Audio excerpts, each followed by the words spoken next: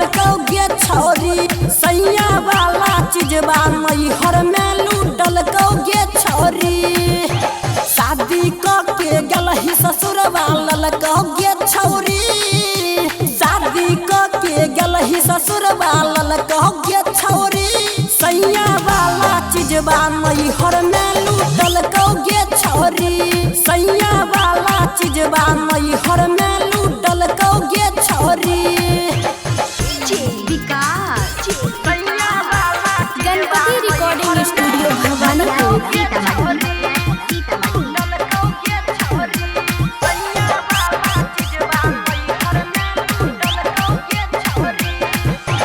दू चार दिन में गल छी मोटाई एह से छौरी ले छी अंगराई की खियल कौ सैया तोरा से जे पर बोलन हमरा के हर जाई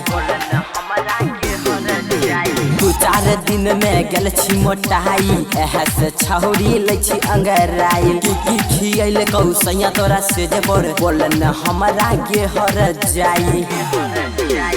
की किन के ससुर में तोरा दल कौगे छौरी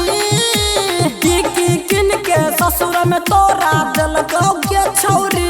सैया वाला चीजबा मैहर में लूटल कौगे छौरी सैया वाला चीजबा मैहर में लूटल कौगे छौरी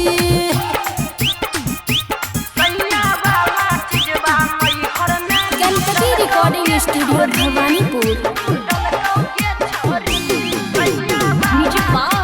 डीजे विकास सीतामढ़ी। शादी के गलही ससुर वाला कौगे छौरी शादी के गलही ससुर वाला कौगे छौरी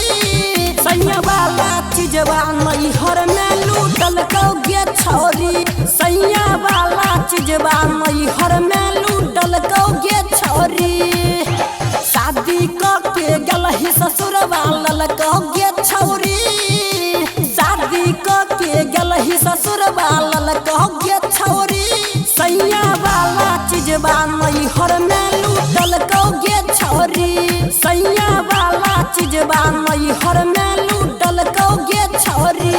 recording by Ajay star Bihar.